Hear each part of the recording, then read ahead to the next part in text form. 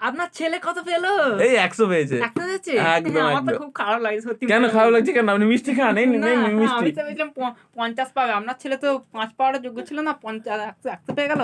আমার ছেলেটা কি করলো কি জানি, হিংসা হচ্ছে কিন্তু প্রচুর। হিংসা তো হবেই। দেখুন আমার পরীক্ষার একদম। আগে আমি এই চ্যানেলটা পেয়ে গেছিলাম একদম। এবং সে প্রশ্নপত্র ফাঁস করে একদম। দিয়েছিল, তাই দেখো, আমি পেয়ে গেছিলাম। তোমাদের আর মনে একটাই প্রশ্ন যে আমি পরীক্ষার প্রশ্নপত্র দেখে পরীক্ষা দেওয়ার কোনো অর্থ নেই। দেখো, তোমার যদি মনে হয় তুমি চলে যাও, কিন্তু যারা সারা বছর কিছু কারণে পড়তে পারেনি, ঠিক আছে, হয় তারা নানাভাবে সময় নষ্ট করেছে, বা তারা মা বাবার পাশে থাকতে গিয়ে, বা মাঠে হয়তো কেউ চাষবাস বুনছে করতে গিয়ে বাবার পাশে দাঁড়াতে গিয়ে হয়তো সে পড়াশোনা ঠিকভাবে করতে পারেনি। ডোন্ট ম্যাটার, কারণ পড়াশোনা কোনো ম্যাটার করে না। সুতরাং তোমাদের আমি একটাই কথা বলবো, প্রশ্নপত্র হাতে পেয়ে গেছো, শত অসতের কথা ভুল করে ভেবো না। যাও তোমরা প্রশ্নপত্র হাতে পাও, শোনো নিয়ে শোনো চলে শোনো, যাও। প্রশ্নপত্রটা কি পাবে সেটা শুনে নাও আচ্ছা, আগে। আরেকটা কথা বলে দিই, যে পরীক্ষার হলে গিয়ে যেন ভুল করে চেঁচিয়ে যেন বলে দেন না, মিলে গেল। সেটা আমি বলে দিচ্ছি, সব বলে দিচ্ছি, দাঁড়ান দাঁড়ান দাঁড়ান, শান্ত হন। প্রথমে প্রশ্নপত্র কি পাবে সেটা না, শুনে নাও। আসলে এক্সাইটমেন্ট হয়ে বুঝতে পারছি, যাচ্ছে। তারপরে আচ্ছা, অবশ্য প্রশ্নপত্রটা security দিয়ে টা দিই। কিন্তু বলে একদম, হ্যাঁ, কাউকে শেয়ার করবে না, আর কাউ শেয়ার করবে না, চিন্তা করতে হবে না। ফার্স্টে সাবস্ক্রাইব, লাইক আর কমেন্ট, এই 3টে কাজ হয়ে গেল। একদম।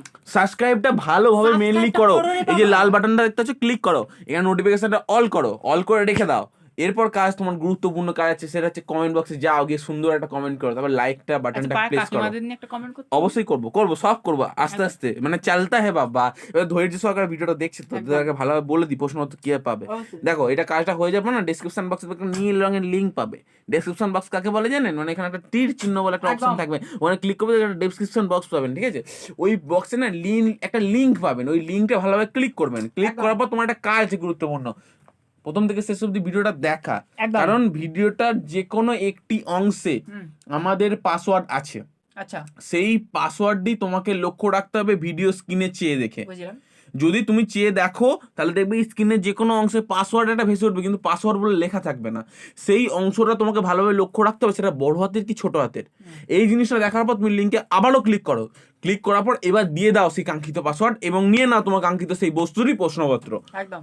এডুকেশন আবার। আচ্ছা, এখানে একটা এবার প্রশ্ন। দাঁড়াও, মাসি এর পিসিতে নিয়ে একটু কিছু কথা আচ্ছা, বলুন। মাসিপিসে বলার আগে আমি একটা কথা বলে দিই, যে অনেকে ভাববে যে আমি অসৎভাবে পরীক্ষা দেবো, না আমি দেবো। দেখো, তোমাদের সেটা তোমার ব্যাপার, কিন্তু আমি তোমাদের মানে ব্যক্তিগতভাবে আমি তোমাদের একটাই যুক্তি দেবো, যে দেখো, একটা ডিসি ছিল, সে পণ করেছিল যে আমি সব সময় সত্যি কথা বলবো, ঠিক আছে, সব সময় সত্যি কথা বলবো। এইবার তার আশ্রমে কি হয়েছে, হঠাৎ করে কয়েকজন ডাকাত, মানে কয়েকজন লোক আর কি ছুটে এসে বলে যে আমাদের পেছনে ডাকাত পড়েছে, দয়া করে ঋষি আপনি আমাদের স্মরণে নিন। বলে এবার ঋষি বলছে ঠিক আছে, আপনি এক কাজ করুন, আমার কুটিয়ায় ঢুকে যান। এবার কুটিরে ঢুকে গেছে। এরপরে ডাকাতের দলগুলো এসছে, ঠিক আছে, লোকগুলোর পেছনে পেছনে ডাকাতের দল এসছে, বলছে যে হে ঋষি, কোথায় গেল সেই লোকগুলো, আপনি কি জানেন? তখন ঋষি সত্য কথা বলার পর নিয়েছে যেহেতু, এবার বলছে হ্যাঁ ওই তো ভেতরে আছে, যাও। এরপর ভেতরে চলে গেল, গিয়ে মারছে, মেরে চলে এলো। বুঝতে পারছো আমি কি বলতে চাইছি? ঋষির কুটিরের ভেতরে ঢুকলো, ঢুকে লোকদের মারলো, মেরে চলে এলো। তো এরপরে কিছুদিন পর মারা গেল ঋষি এবার দেখতে পেলো যে আমি তো স্বর্গলোকে যাওয়ার কথা, আমি কেন জমপুরিতে চলে এলাম হঠাৎ করে। এবার যমরাজকে জিজ্ঞাসা করছে, আমি তো সারা জীবন সত্য কথা বলে এসেছি, তাহলে আমি জমপুরিতে কেন? বলছে যে তুমি সত্য অসত্যের জ্ঞানই তোমার কাছে নেই, তাহলে তুমি কি করে বলছো আমি সবসময় সত্য কথা বলেছি বলে আমি আর কি স্বর্গলোক পাবো? শোনো, সত্য অসত্যের ভেদ তুমি আগে শেখো।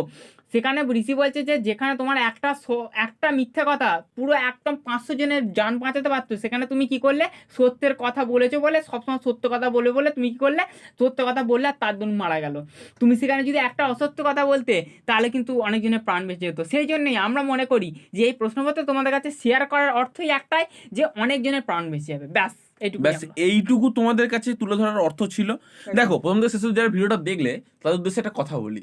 পাড়ার কাকিমা, মাসিমা, জেঠিমা, তাদের উদ্দেশ্যে একটা কথাই বলি, আপনাদেরকে খেয়ে দিয়ে কোনো কাজ থাকে না। একদম। কারণ আপনারা একটা ভেঙে যাওয়া স্টুডেন্টকে কেন এরকম করতে যান? আপনাদের পেটে শিক্ষা নেই আমরা জানি, কিন্তু তা বলে আপনি এরকম ভাবে কোন একটা ছেলেকে ক্রিটিসাইজ করবেন, তার মানসিক অবস্থা নিয়ে খেলবেন, এটা অধিকার আপনাদের কেউই দেয় না। আসলে আমাদের বাড়িতে মা, কাকিমা, জেঠিমা, এদের কি বলুন তো, ওই রান্না বান্না, খাওয়া, এই 3টে কাজ থাকে। তো এই 3টে কাজ গুরুত্বপূর্ণ হয়ে যাওয়ার পর বাড়িতে বসে থাকে, একদম সেইটা চিন্তা ভাবনা করে, মানে যত পাড়ার কোর্ট কাছারি জিনিসপত্র চলে সবই ওইখানেই চলে। আচ্ছা, তোমরা তোমার দেখছো, জোরে তার করবো তো অবশ্যই করো, ঘুরিয়ে দাও। তোমাকে কে কে কোনো জায়গায় মাধ্যমিক উচ্চ মাধ্যমিক যে কোনো একটা জায়গায় কার হয়তো সম্মুখীন হতে সেটা আমাকে অবশ্যই জানিও। সেইটাই হচ্ছে কথা। মানে তোমার ভাবে আমাদের আমরা সম্মুখীন হয়েছে অবশ্যই, একদম। সেই কারণেই আমরা জ্বলছে, রাগ হচ্ছে, সেই জন্যই কারণ এদের তো প্রথমবার কাজকর্ম তুলে দিলাম। কিছু নেই, একদম কাজ এই নাও এর মুখের ঝামাটা তুমি ঘষবে আর মিষ্টিটা তুমি নিয়ে গিয়ে দিয়ে দেবে, খাইয়ে দেবে একদম মুখের ওপর, খেতে পারবে মুখের না, ওপর খাইয়ে মনে হচ্ছে দেবে খেতে পারবে না, গুঁজে দেবে মুখে। একদম। ঠিক আছে, চলো পরের ভিডিও দেখাচ্ছি, সুস্থ থেকে ভালো থেকো, ধন্যবাদ।